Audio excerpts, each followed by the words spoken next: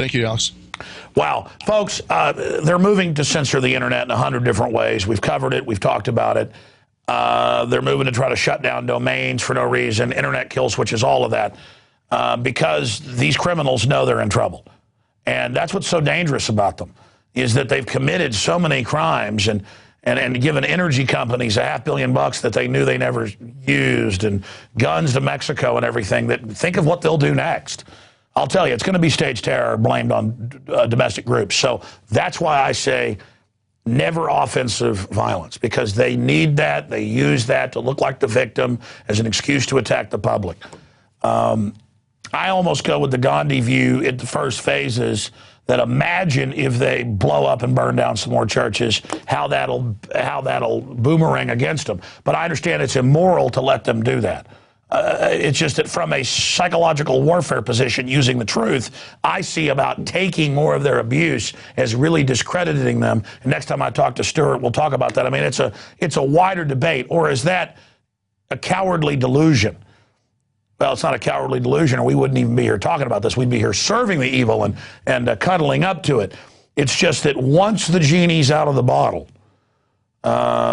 these globalists are going to sit offshore while the American people kill each other. I want to try to avert violence as long as we can, and I want to avert the globalist staging events like they've done to try to demonize those of us that are awake to their criminal activity. So we've got to be, wise as serpents and peaceful as doves. But and again, like you said with the Solzhenitsyn situation, you cannot let them drag you and your family off to the FEMA camp when you've done nothing wrong.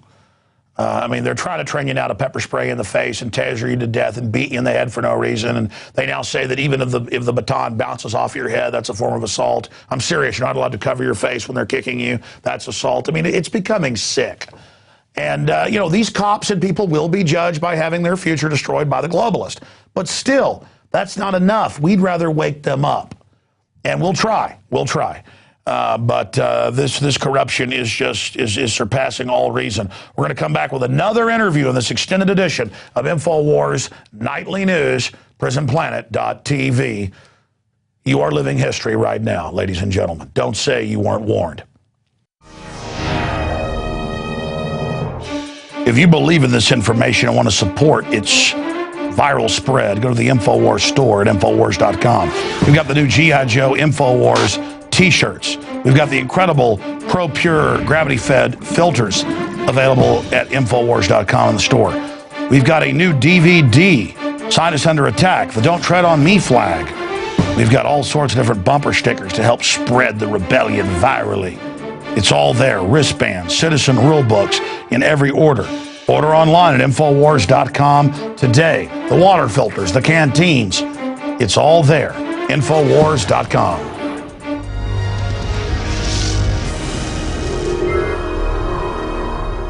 Oh, yes, you found it. The literal front line in the info war. The true alternative media that is endangering to extinct the dinosaur, corporate, lying, deceiving, teleprompter media. This is teleprompter-free news. Thank you for joining us. Well, you saw Stewart Rhodes break down the awful truth about the police state surpassing even my imagination with how quickly it's moving. What we laid out previously, it turns out, is pale compared to the nakedness of the tyranny that we now see pouring into our society at every turn. And we've broken down a lot of the incredible financial news that's out there. Like I mentioned in the news segment, Henry Paulson gave hedge funds inside information on Freddie Mac and Fannie Mae when he was Treasury Secretary. Totally illegal, but Corzine's invested with the head of the CFTC. Billions of dollars of people's private accounts are missing. You see, it's a new era of corruption where they throw it right in our face because they've gotten the crooks in every regulatory position. Now, a lot of you that listen to the syndicated radio show hear once a week or so Ted Anderson, who's the owner of the Genesis Radio Network, but he also got into radio because he was sponsoring radio, owning Midas Resources, now the 5th largest gold and silver broker in the country. And Ted's been a sponsor of mine for almost 16 years now, even before I was on his Genesis network, when I was just on local radio here. And sometimes you hear Ted on promoting gold and silver on the show, which has been a good investment. I only promote things that I believe in. Gold has 5, 6 times what it was 10 years ago. Silver almost 8 times. Silver $5, now 30 plus. Gold $260-something, now $1,800. But Ted's not here today to tell you about gold and silver you can get from Midas Resources. Ted is here to give us his 30-plus years studying markets on what he sees happening in the world today. So we're going to talk to him about the type of climate we're in, the numbers coming in that only confirm this depression is a depression, has been a depression for a very long time. Ted Anderson, thanks for joining us. Yeah, thanks for having me up, Alex. And boy, what a roller coaster ride that we have been on. My goodness. Yeah, you're right about that. Right now, the times are tough. Investors are having a really difficult time to try to make decisions on where they can go for safety. There was an interview with Mikhail Prokhorov. I think I'm probably butchering that name. It's a billionaire over in the Soviet Union, and he was asked. He says, "What would you invest in? Would it be treasuries, U.S. treasuries, bars of gold, or top-tier Picassos?" And he said clearly, gold bars. He says people would be better off investing in Finland and their debt because they're less likely to try to inflate away their debt problems. The United States is in a quandary. We can't hardly afford our own government and our own bills, and now we're stepping in to bail out Europe. Obviously, that's going to not bode very well for the United States dollar at all. Well, Ted, I mean, it's come out that the Federal Reserve private shareholders also own the European Central Bank. So the Federal Reserve is bailing out its other hand.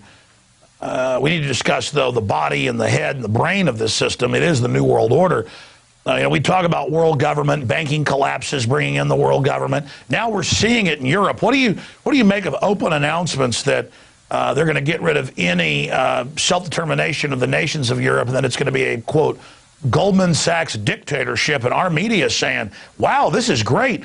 The Economist is talking about how great it is. Wow, it's great to be ruled by corrupt banks that sold the fraud that caused all this. Gee, isn't it great? Isn't it great to get, run over by a Mack truck, Ted? Well, we're already seeing that right now, Alex, because the President of the United States, of whom we voted in to be our leader, was saying that he was not going to use U.S. dollars to bail out the European banks. And the very next day, the Federal Reserve steps in and does it anyways. I heard, I keep hearing talk about the Federal Reserve being the second most powerful institution in the United States, just behind the Supreme Court. I don't think that that's true. I don't think the Supreme Court has the power that the Fed does right now. And obviously with the Fed and their member branches and their elites doing things that are above and beyond the law, and the Supreme Court not stepping in to try to stop them is proof in that the fact that the Fed is actually the controlling factor here. Sure, and it's about as Federal Express or Federal Ammunition or Federal Toilet Cleaners. But Ted, continuing to look at this situation, have they gone a step too far? I mean, the globalists have gotten into global power because they are hubris-filled, they are very reckless, they are very cunning. They are willing to really go for broke. An example is Corzine, the president's top fiscal advisor, betting 40-1 on European bonds with people's private accounts. I mean, now though, they're so criminal out in the open. Have they gone too far, Ted? Well, I think they've gone way too far, Alex. I mean, they have way too much control. They should be reined in, and actually we should get rid of the Fed and get back to what constitutional money, what the Constitution calls for, because of the fact that they have been able to buy off our politicians and have legislation created specifically just for them to give them more power. I mean, when you hear the president trying to turn over more power to the Fed, that's just because they are bought off. That's where the lubricant comes for all these. Well, sure, Ted. I mean, just to clarify my question, though, I mean, I like your answer to the other question, but I'm saying, of course, they've gone too far. I'm saying, have they gone too far to get away with it, even with a brain-dead population? Well, the population is waking up. However, the majority is still brain-dead. I think they can go even further. But are they off the edge of the cliff? Can they recover? Can they come back? I don't think so. I think the United States dollar is doomed. We're way too far into this thing. We've got way too much debt. The only way that they can seem to solve problems nowadays is by turning on the printing press and making more money, which causes more inflation, which allows, they lose power when that happens. Because if the Federal Reserve System's money is worthless, nobody's going to turn to it as a reserve currency. They're going to turn their nose up to it, just like they do in Zambia and like they did in the South America, like Argentina, Brazil. Mexico is the same thing. The further away they go, but they are leading us right into a world-type currency, a world-run currency system, and that's where you're seeing it right now. Is the Fed stepping in and bailing out the banks of Europe, and that's really just a bailout for their buddies. That's so their investments don't have to take the hit. You're talking about Corzine and his deals. Well, why wouldn't you invest in risky investments if you know the government's going to step in and bail them out? And when I say government, I mean quasi-government. The Fed is going to step in and do whatever it takes in order to help their buddies out. But for us people out here, the small fry, we're dead. I mean, we're the ones that are going to take the hit. It's just like taking money right out of our savings accounts. Ted, we know that Hank Paulson, the head of the Treasury Department in 2008, gave himself bailout money, but it's okay because he gave himself a waiver. I mean, the fox gave himself a waiver to eat chickens in the hen house.